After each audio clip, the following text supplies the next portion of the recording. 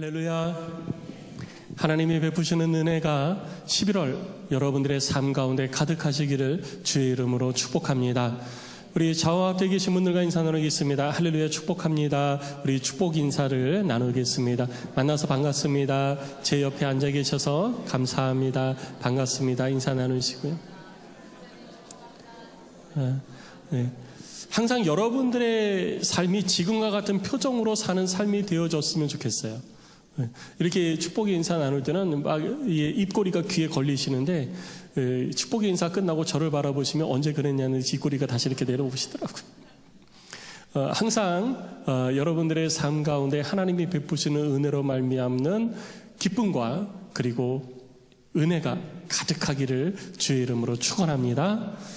여러분들이 기도해 주셔서 인도 차이나 반도 한인 선교사 태국 대회를 잘 마치고 왔습니다. 내년에는 베트남에서, 내후년에는 라오스에서 진행한다고 그러는데, 이번에 그 인도 차이나 반도 태국 대회는, 선교사 대회는 제가 처음 참석을 했어요.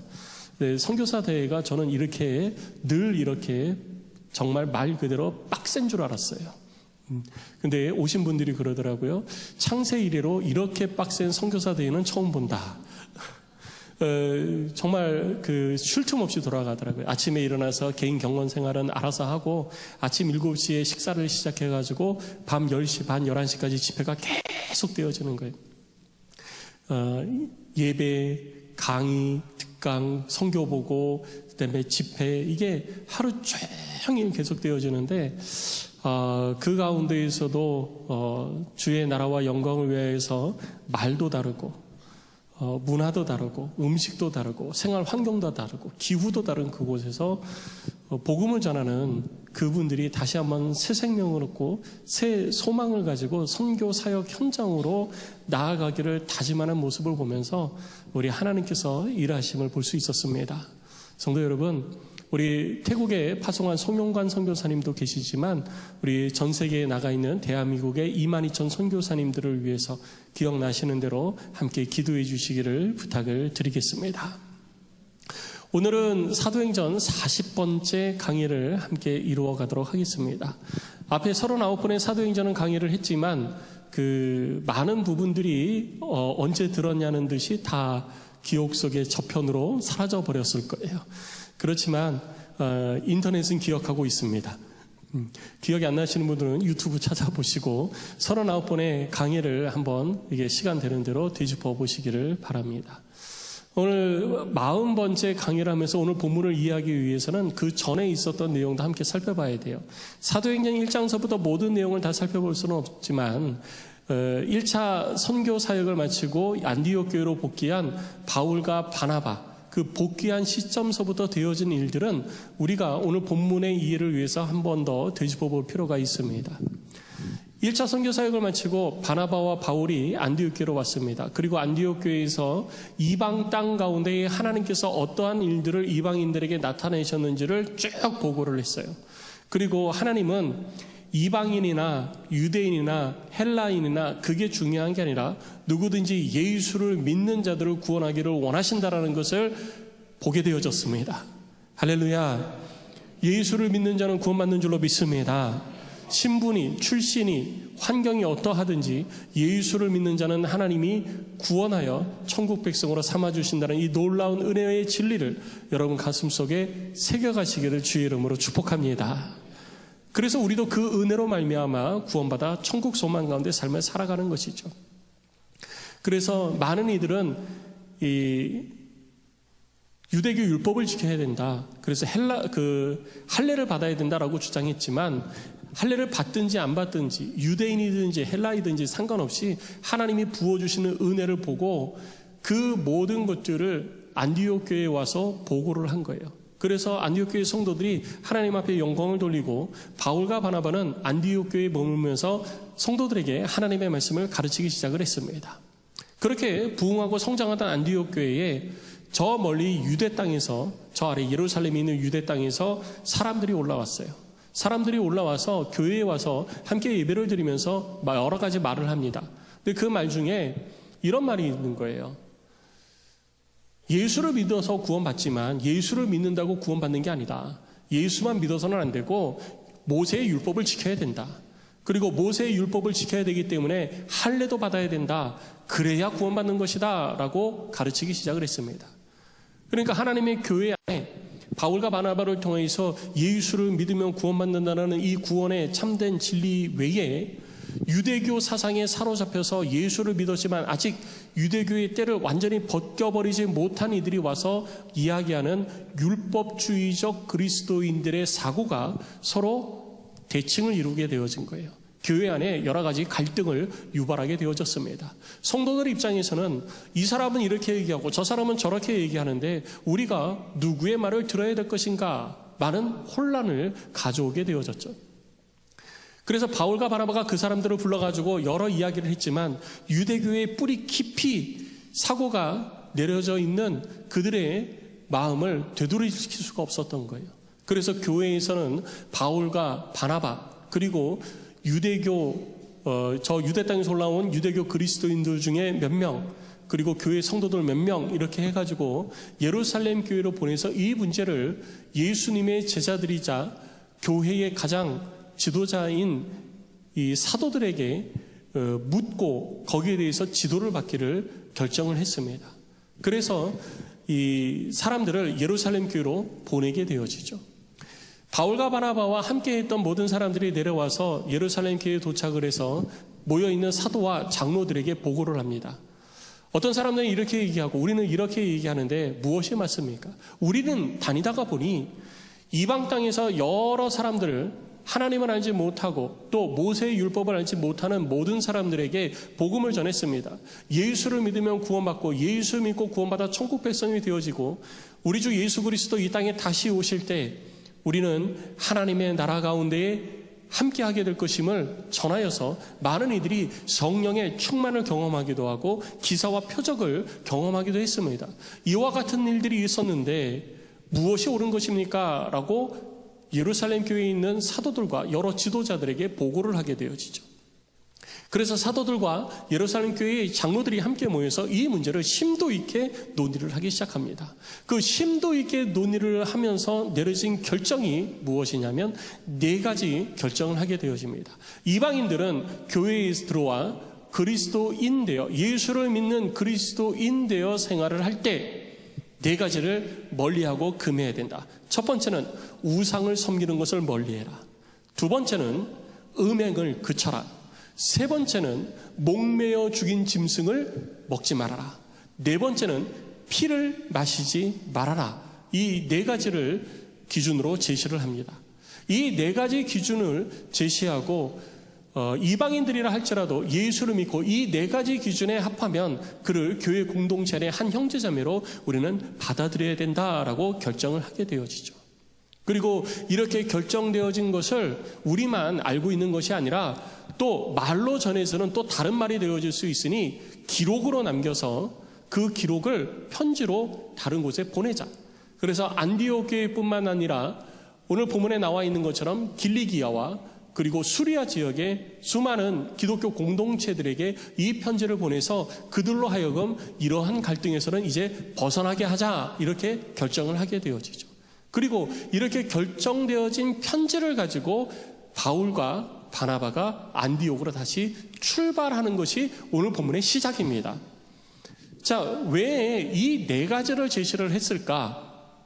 여러분, 이 4가지 우리 몇 주 전에 3주 전에 살펴봤지만 이 4가지를 제시를 한 것은 이거를 지켜야 구원받는다가 아니에요. 우리는 이러한 일들을 성경에서 잘 살펴야 되는데요. 이 4가지를 지켜야 구원받는 게 아니라 구원받은 사람은 이 4가지가 따라와야 된다는 것입니다. 그래야 그 사람의 구원이 확증되어진다는 거예요. 예수 그리스도를 믿기 전 세상에 여러 가지 육신의 소욕과 그리고 이방의 문화를 따라 살던 사람들이 예수를 믿고 난 다음에는 끊어지고 이제는 새롭게 변화되어지는 증거로 우리들의 삶 가운데 있어야 된다는 것입니다.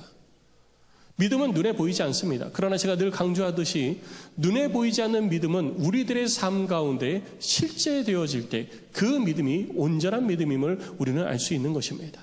나 스스로 난 그냥 믿어, 난 그냥 믿으니까 이렇게 살면 돼, 난 괜찮아 라고 하는 것이 아니라 우리들의 삶의 before and after, 예수 그리스도를 믿기 전과 예수 그리스도를 믿고 난 다음에 삶의 변화가 나 중심에서 그리스도 중심으로 옮겨져 있는 모습을 통해 가지고 내 눈에 증거되어지는 것을 눈으로 봄으로 말미암아 나의 믿음이 하나님께로 향한 온전한 믿음이구나 라는 것을 깨닫게 된다는 거예요.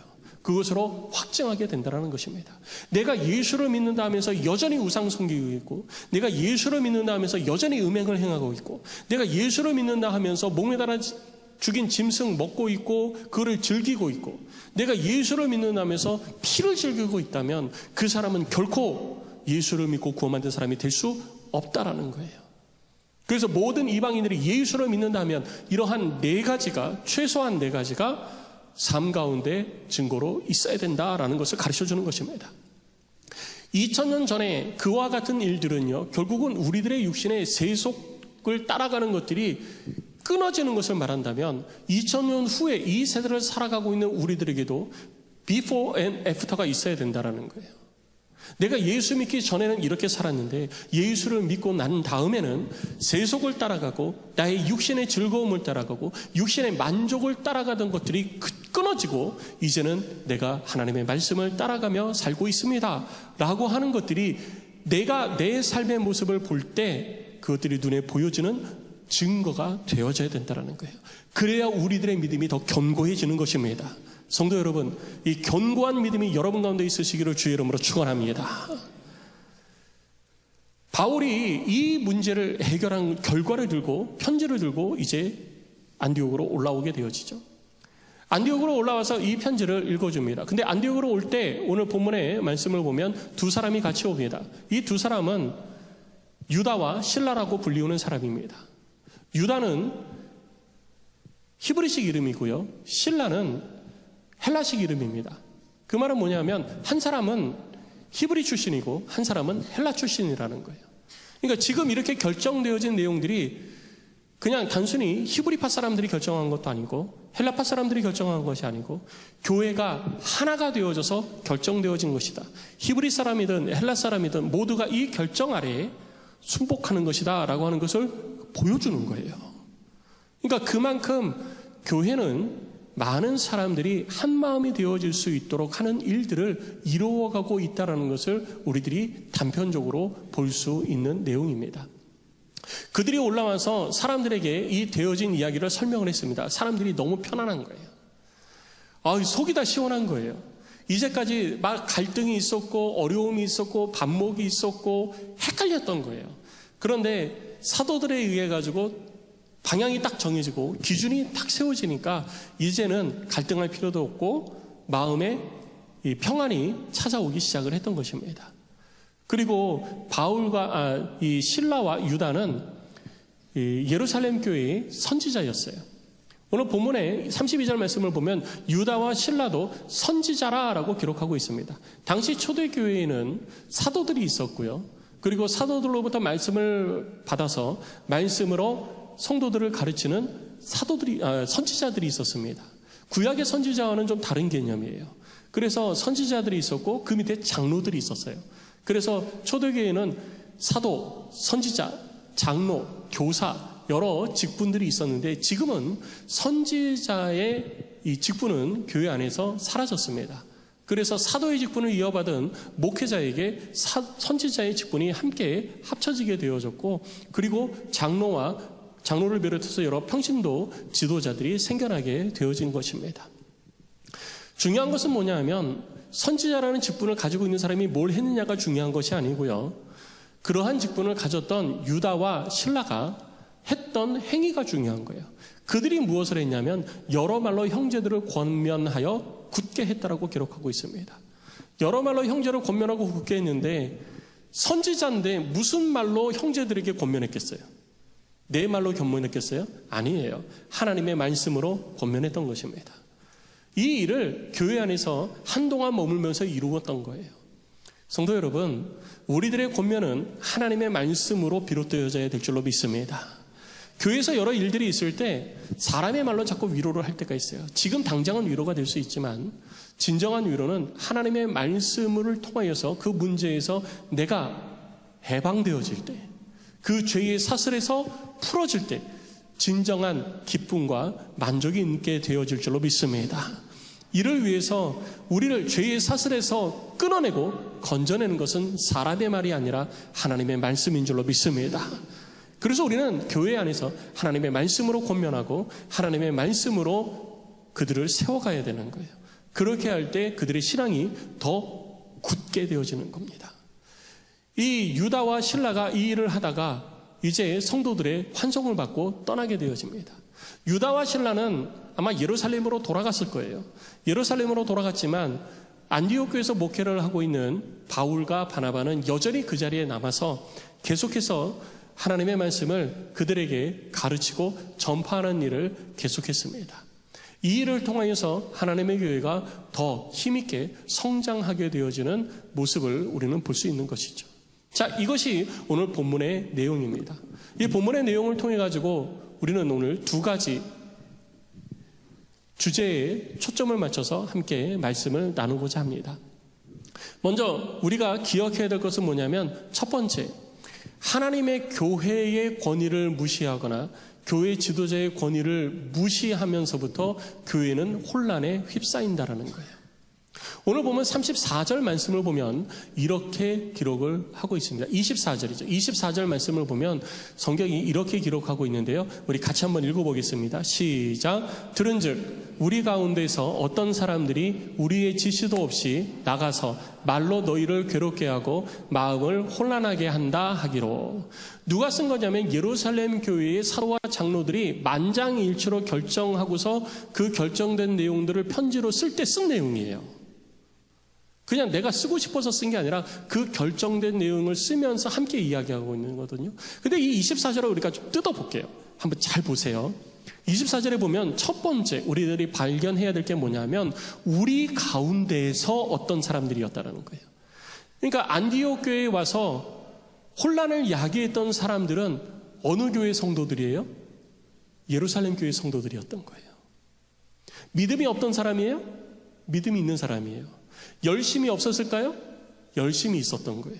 열심이 있으니까 저 밑에 유대 땅에서 수리아 안디옥까지 400km가 넘는 그 먼 거리를 와가지고 교회에 와서 하나님의 말씀이라고 성도들을 가르치잖아요. 열심이 없으면 이걸 했겠어요? 못하죠. 열심이 있습니다. 믿음도 있어요. 교회에서 신앙생활도 합니다. 그런데 뭘 했느냐? 오늘 본문의 말씀을 보니 우리의 지시도 없이 나가서 말로 너희를 괴롭게 하였더라. 사도들의 가르침과 사도들의 지도는 받지 않은 거예요. 그리고 자기 마음대로 행동을 한 겁니다. 그 사람들은 예루살렘 교회가 파송한 사람들이 아니에요. 예루살렘 교회에서 파송한 사람은 그 다음에 나오잖아요. 유다와 실라. 그런데 이 사람들은 먼저 안디옥 교회에 와서 혼란을 야기했던 사람들은 예루살렘 교회로부터 공식적으로 파송을 받은 사람들도 아니었다라는 거예요.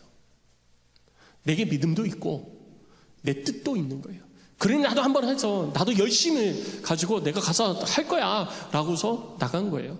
나가서 자기 나름대로 열심히 했는데 그게 오히려 교회에 혼란을 가져오고 있다는 것을 우리는 볼 수 있는 것입니다. 그래서 예루살렘 교회에서 사도들이 이야기하는 거예요.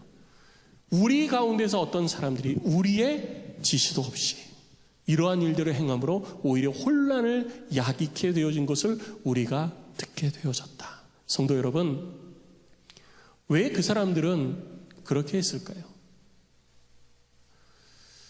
대대적으로 제가 아까 창세 1회로란 말을 했는데 창세 1회로 사람은 누군가의 말을 들으려고 하질 않아요. 심지어는 하나님의 말씀도 안 들으려고 합니다. 하나님이 말씀해서 하셔도요, 귀를 막아요. 그래서 안 듣습니다. 그래서 하와도 하나님의 말씀을 잘 못 들어가지고 결국은 죄를 범하게 된 거잖아요. 하나님의 말씀도 무시하는데 사람의 말은 더 무시하죠. 사람의 말을 안 들으려고 합니다. 교회에서 목사의 말 안 들으려고 해요. 사도의 말 안 들으려고 합니다. 2000년 전에는 그랬는데 지금은 어떨까요? 더하면 더하지 절대로 덜하지 않습니다. 특히 지금은 포스트 모더니즘 사회라고 얘기합니다. 모더니즘에서 포스트 모더니즘으로 넘어왔는데요. 여러분 많이 들어보셨을 거예요.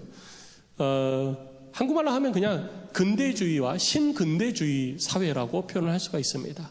이게 그냥 포스트 모더니즘, 모더니즘, 이게 뭔데? 그게 우리하고 신앙생활하는 우리하고 무슨 상관인데 이렇게 할 수 있는데요.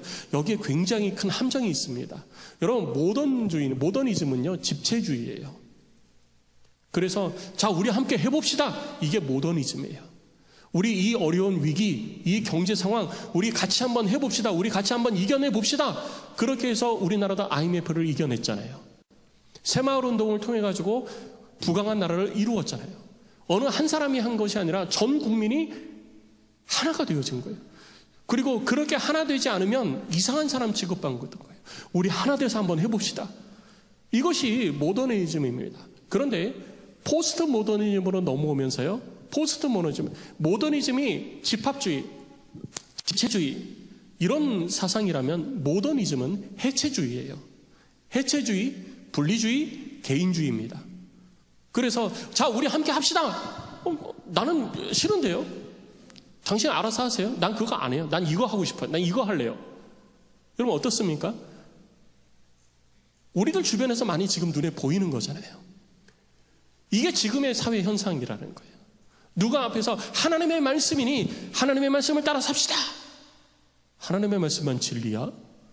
불교에도 진리가 있고 천주교에도 진리가 있고 신천지에도 진리가 있고 다 진리가 있다고 그러니 이것도 맞고 저것도 맞고 다 맞는 거 아니야?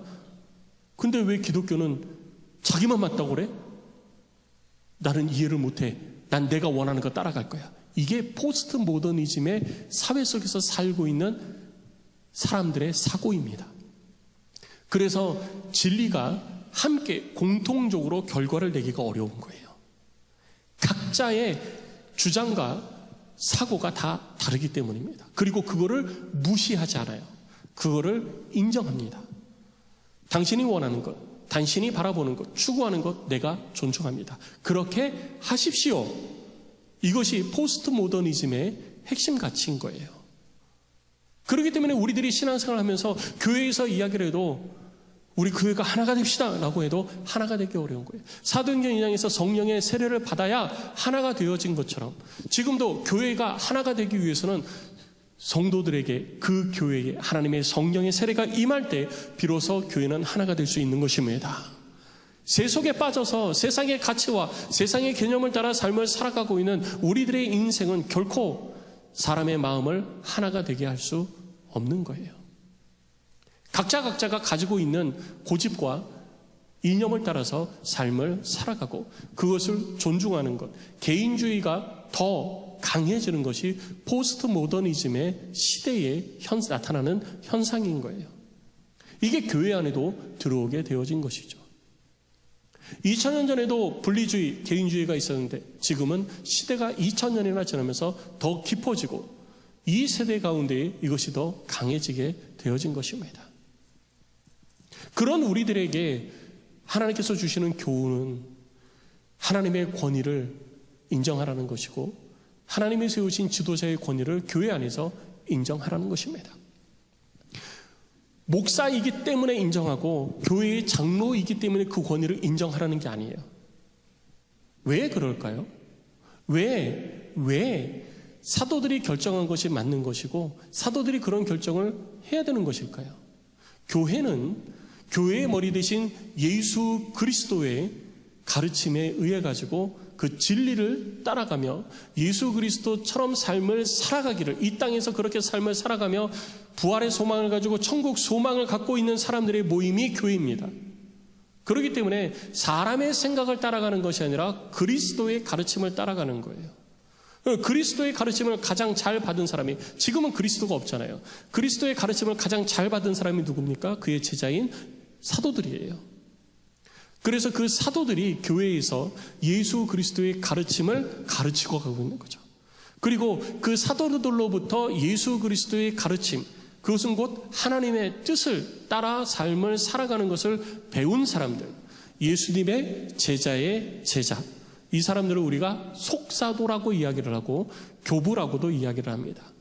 그 제자들에게 하나님의 말씀을 따라 어떻게 신앙생활을 할 수 있도록 지도하고 가르치고 교회를 이끌어 갈 건지를 가르쳐 주게 된 거죠. 그렇게 교회의 지도자들은 예수 그리스도의 말씀을 따라 계속해서 시대를 거듭하며 역사 속에서 세워져 갔던 것입니다. 그 중에 돌연변이 같은 사람들이 나타나가지고 하나님의 말씀 무시하고 그 가운데에서 아까 우리가 본 것처럼 예루살렘 교회에서도 자기들 마음대로 하는 사람들이 있었고, 심지어 예수님의 제자들 중에서도 자기 마음대로 하는 사람들이 있었잖아요. 교회 역사 속에서도요, 그렇게 그리스도의 가르침을 계속해서 이 역사 속에서 배워왔던 사람들이 자기 마음대로 하는 사람들이 생겨난 거예요. 그래서 이단이 나오고요, 교회가 타락하게 되어졌던 것입니다. 중요한 것은 하나님은 그 타락해가는 교회 속에서도 교회를 바로 세우고 교회를 이끌어가는 지도자들을 바로 세워서 이 세상, 썩어져가는 세상을 올바른 길로 이끌어가는 일에 쉼없이 지금까지도 일하고 계시다는 사실입니다. 그래서 우리는 하나님의 교회를 바로 세우기 위하여서 또 이 땅 가운데에서 그리스도인다운 삶을 살아가고 그렇게 생활을 하기 위해서는 하나님의 말씀에서 벗어나면 안 되고 하나님의 가르침에서 벗어나면 안 되는 거예요. 그래서 주의 말씀을 가르치는 주의 종들, 당시에는 사도와 선지자, 장로들, 지금은 목회자들과 장로들의 말에 그 권위에 우리는 순종하고 따라가는 것입니다. 당시에 안디옥 교회가 문제가 생겼을 때 교회가 그 문제를 해결하는 과정을 보십시오. 아무리 은혜스러운 교회도요, 문제가 발생합니다.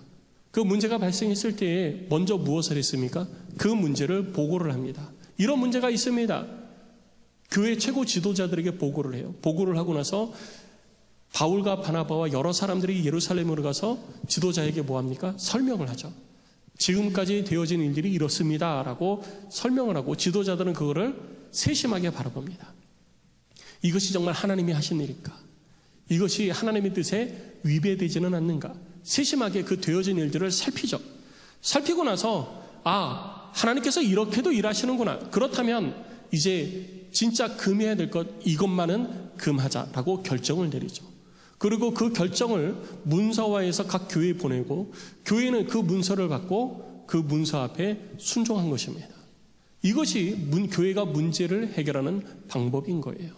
그러니까 지금도 역시 마찬가지입니다. 교회에 갈등이 일어나고 문제가 발생을 하면 그 문제를 자세히 들어봐야 돼요. 그냥 비판하기 위해서 들여다보는 게 아니라 하나님의 마음을 가지고 문제를 들여다봐야 된다는 거예요. 하나님의 마음을 가지고 문제를 들여다보고 그 문제를 하나님의 관점에서 잘 살피고 그리고 그 살핀 문제를 하나님의 뜻 가운데에 해결할 수 있도록 기준을 세워주는 것입니다. 그래서 교회가 지도자들을 통해서 그 기준이 세워지고 발표가 되어지면 하나님의 교회의 성도들은 다 그 기준에 순종해서 신앙생활을 이루어가는 것이 교회가 이루어가는 방법이요 모습인 것입니다. 그런데 여기에서 난 그렇게 못해! 라고 하는 사람이 나오면 나올수록 교회는 더 분파가 발생되어지고 문제가 생기고 쪼개지고 공동체는 깨지게 되는 것이죠. 하나님은 공동체가 깨지는 걸 원하지 않으세요. 우리가 하나 되기를 원하시는 것입니다. 그래서 우리는 포스트 모더니즘의 사회 속에 살고 있지만 분리주의와 그리고 해체주의를 뛰어넘어서 말씀 앞에 하나 되어지는 말씀 앞에 전체주의를 이루어가는 하나님의 사람이 되어야 되는 것입니다. 성도 여러분, 이 교회를 그렇게 세워갈 수 있기를 주의 이름으로 축복합니다.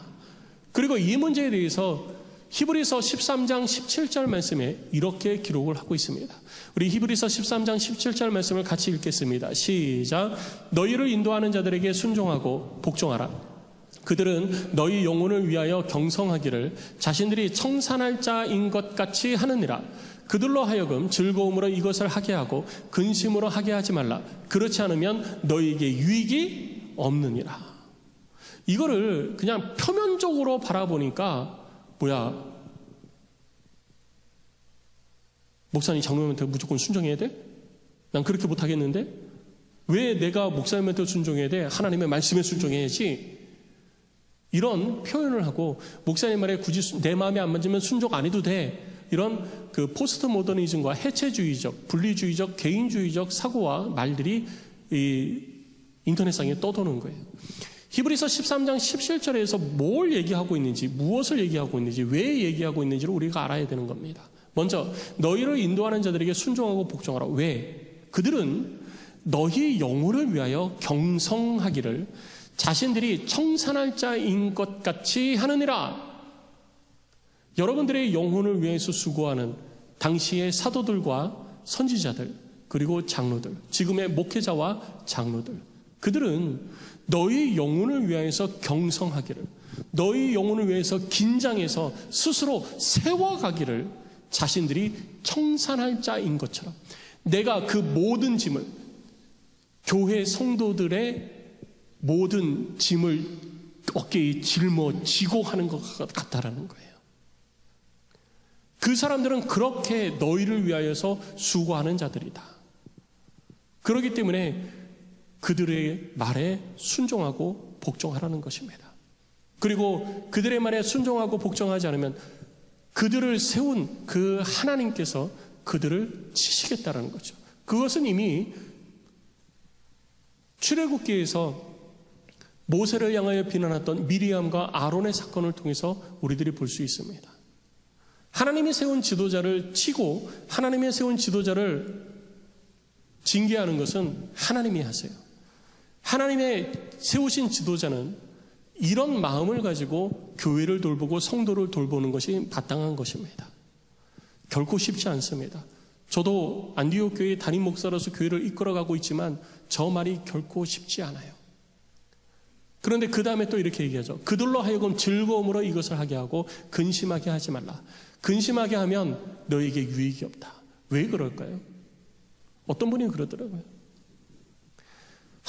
주일인데 교회가 가기 싫은 거예요. 그래서 이불 속에서 막 뒤치다 가기 싫어. 엄마가 깨우면 야 교회 가야지. 가기 싫어요. 왜? 가면 장로님들이 또 막 나한테 뭐라고 그러고요. 가면은 또 성도들이 막 겉으로는 웃으면서 속으로는 뒤에서 막 뭐라고 그러고요. 막 스트레스 받아서 못 사겠어요. 야 그래도 네가 담임 목사인데 가서 설교라도 해야 될 거 아니냐. 일어나서 정신 차리고 빨리 씻고 교회 좀 가라. 엄마가 깨우는 거죠. 여러분 이 말이 왜 나왔겠어요? 그리고 그 말에 덧붙여서 이야기하면요, 그런 마음을 가지고 와서 설교를 한들 그 설교가 성도들의 영혼에 얼마나 위안이 되고 위로가 되고 하나님의 뜻이 들어가겠습니까? 그래서 우리도 그러잖아요. 예배 전에는 담임 목사님 만나지 마라. 설교자가 설교에만 집중하도록 하고, 그리고 예배 후에 우리는 고민이 있어도 어려움이 있어도 기도거리가 있어도 상담을 하더라도 예배 후에 해야 된다라는 것을 우리 지도자들이 가르치잖아요. 우리들에게 유익이 없는 거예요. 그래서 목회자들이 목회에 전념할 수 있도록, 어제도 이렇게 교회 이제 지난주에 추수감사주일 예배 드리고 테이블을 쫙 깔아놨었잖아요. 예배 드릴 수 있도록 이렇게 또 다시 정리를 해야 돼요. 그래서 성도들이 와서 정리를 할 때 제가 그렇게 부탁을 드렸습니다. 목회자들이 목회 사역에 집중할 수 있도록 우리 성도들이 이런 일들은 좀 섬겨주십시오. 제가 부탁을 했어요. 감사하게도 많은 성도들이 와서 싹 정리를 해주셔서 빨리 정리가 됐다고 제가 얘기를 들었습니다. 또 목회자들은 또 거기에 또 같이 해가지고 막 같이 와서 청소하고 막 그런다고 그래서 제가 하지 말라고 그랬어요. 목회자는 주일 준비를 해야 된다. 주일 준비, 성도들의 심령이 어떤지, 예배를 준비하는 것이 잘 되어가고 있는지, 성도들이 은혜 받을 수 있는 예배가 잘 준비되어져 가고 있는지, 이런 것들이 목회자가 해야 될 일인데, 말씀을 준비하고 가르치고 하는 것들이 목회자가 해야 되는데 이걸 다 제쳐놓고 굳이 목회자가 하지 않고 성도들이 해도 되는데 그걸 와서 목회자가 하면서 거기에 시간 뺏기고 노력 뺏기고 열정 뺏기고 그러다 마음 상하고 그러면, 설교에 마음 상하면 결국 그 마음 상함이 설교에 녹아나고 그 말을 듣는 성도들의 심령이 자라나지 않는다. 그러니까 목회자들은 이 일에 명확해야 된다라고 제가 어저께 목회자들한테 글을 남겼어요. 오늘 히브리서 13장 17절이 우리들에게 주는 교훈이 굉장히 중요합니다. 그래서 오늘 본문 말씀에 15장 25절 말씀에도 이렇게 이야기하고 있는 거예요.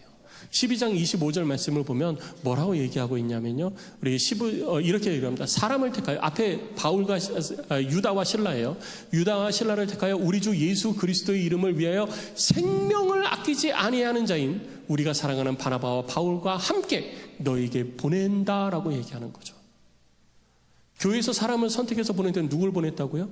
그리스도 예수를 위해서 생명을 아끼지 아니하는 자. 그런 사람들이 교회의 지도자가 될 수 있고 사도가 되고 선지자가 되고 장로가 되는 거예요. 오늘 이 자리에 계신 우리 여러 목회자들도 있고 장로님들도 있습니다. 무엇을 위해서 여러분들이 생명을 아끼지 않습니까? 우리 성도 여러분, 무엇을 위해서 여러분 생명을 바치십니까? 예수 그리스도의 이름을 위하여 여러분들의 삶을 드릴 수 있기를 주의 이름으로 축복합니다. 이것이 바로 교회를 세워가는 건강한 사람의 모습이기 때문인 것입니다. 그리고 그런 일에 앞장서는 사람이 목회자가 되어야 돼요. 그래서 목회자가 자기 삶을 먼저 챙기는 사람은 목회자의 자격이 없습니다. 저는 그렇게 생각해요. 자기 삶을 먼저 챙기고 자기의 즐거움을 먼저 챙기고 내가 하고 싶은 거 먼저 찾는 사람은 목회자들이 들으면 목회자들은 반론을 제기하는 사람도 있겠지만 저는 개인적으로 그렇게 이야기를 하고 싶습니다. 자, 두 번째 주제를 보겠습니다. 두 번째 주제는 첫 번째가 하나님의 교회의 권위와 교회 지도자의 권위를 무시하면 혼란이 야기되어지는 것처럼 두 번째 주제는요, 하나님의 말씀이 우리를 경고하게 한다라는 거예요. 오늘 본문의 말씀에서도 우리들이 아까 살펴봤죠. 유다와 실라가 안디옥에 올라와서 그들에게 권면을 하죠. 결정된 사항을 알려주고 권면했다고 얘기했는데 무엇을 권면했어요? 하나님의 말씀으로 권면했잖아요. 하나님의 말씀으로 권면해서 그들을 굳게 세우는 일을 했습니다. 이후에 바울과 바나바도 하나님의 말씀을 가르치고 전파하는 일에 전심을 다했습니다. 그래서 하나님의 교회가 바로 세워져 갈 수 있었던 거예요. 지금도 하나님의 교회가 교회로서의 역할을 감당하게 하기 위해서는요, 가르치는 일과 그리고 전파하는 일, 하나님의 말씀이 살아있고 하나님의 말씀이 중심이 되어지는 교회가 되어져야 되는 것입니다. 가르친다라는 것은 배우는 사람이 있기 때문이에요. 그래서 성도들은요, 주님이 오시는 날까지 배우고 가르치고 전파하는 일을 멈추어서는 안 되는 것입니다. 누가 그러더라고요. 신학교에서 그렇게 많이 배웠으면 대학 4년, 대학원 3년, 목회대학원 3년, 그러니까 공부를 보통 하면요, 저 같은 경우도 대학 4년, 그리고 신학교 2년, 목회대학원 3년, 그리고 일반 대학원 2년, 그리고 박사과정 3년, 도합하면 10년이 넘게 공부를 했어요. 할 만큼 한 거 아니에요? 그러니까 이 정도 했으면 되지 않아요? 근데 부족하다라는 것이죠. 저희 목회자들에게도 또 저희 그 신학교 다니고 있는 예비 목회자 후보생들에게도 저희가 늘 하는 얘기가 뭐냐면, 목회자는 주님 앞에 설 때까지 스스로 배워야 된다. 그래야 가르친다. 가르치는 사람이 배우지 않으면 어떻게 가르치겠느냐? 목회자를 누가 가르치냐? 하나님으로부터 가르침을 받아야 된다. 하나님으로부터 가르침을 받는 것이 성경을 깊이 있게 더 연구를 하는 것이다. 그래서 목회자들은 스스로 하나님 앞에 설 때까지 배움을 멈추는 것은 목회자의 길을 포기한 거나 마찬가지다. 죽을 때까지 공부해라. 이것이 제가 가르친, 권면해 주는 내용이에요. 성도 여러분, 우리는 또 그렇게 하나님의 말씀을 가르치는 교회와 목회자를 통해서 죽을 때까지, 주님 앞에 설 때까지 배워야 되는 거예요. 하나님의 말씀을 끊임없이 배워야 됩니다.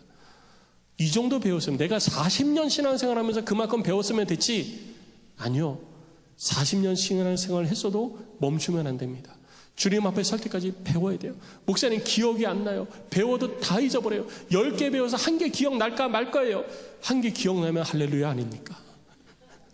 그러니까 배우십시오. 10개를 배워서 9개 잊어버려도 1개 남으니까 그 1개 남은 것이 나를 한 걸음 더 좋은 신앙인으로 자라게 하는 겁니다. 10개 배워서 다 잊어버려도 가끔가다 어쩌다 한번 생각나면 또 한 걸음 가는 거 아닙니까? 그러니 멈추지 말고 배우십시오.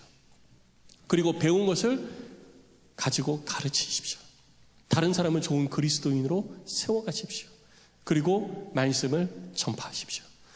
이것이 하나님의 교회에서 하나님의 영원한 나라를 바라보며 구원받은 그리스도인으로서 삶을 살아가는 자들의 모습이 되어야 되는 것입니다. 성도 여러분, 이런 교회를 세워갈 수 있는 저와 여러분들이 되시기를 주의 이름으로 축복합니다. 이런 교회가 만들어져야 되는 거예요. 저와 여러분들을 통해서 이런 교회가 만들어져야 되는 것입니다. 이런 교회를 만들기 위해서 우리는 하나님의 말씀에 중심을 둬야 되는 거예요. 말씀이 중심이 되어지고 말씀 앞에 겸손히 서서 말씀을 따라 살고 하나님의 말씀을 따라 신앙생활하는 교회, 이런 교회가 세상을 변화시키고 하나님을 기쁘시게 하는 교회가 되는 것입니다. 몰라도 한 걸음 한 걸음 다가가십시오. 잘 몰라도 하나씩 하나씩 배워가십시오. 그래서 좋은 신앙인으로 자라가서 하나님께 영광 올려드리는 우리 모두가 될 수 있기를 주의 이름으로 축복합니다. 우리 시간 함께 찬양하고 기도하십시다. 성도 여러분, 하나님의 말씀이 기준입니다. 하나님의 말씀이 여러분들의 삶의 기준이요, 여러분들의 인생의 기준입니다.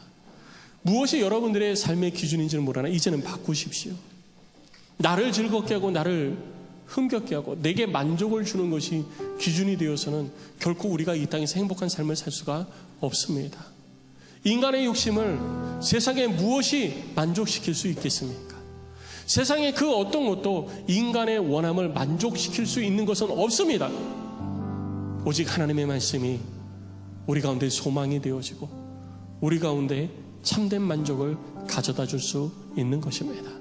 하나님의 말씀이 여러분 속에 살아있기를 주의 이름으로 축복합니다. 하나님의 말씀이 여러분들의 삶을 변화시켜 가시기를 주의 이름으로 축원합니다. 말씀 앞에 순종합시다. 말씀을 따라 우리 기준 삼고 살아가십시다. 그래서 이 교회가 더 건강한 교회가 되어지도록 우리가 하나님 앞에 나아가는 하나님의 사람 될 수 있기를 주의 이름으로 축복합니다.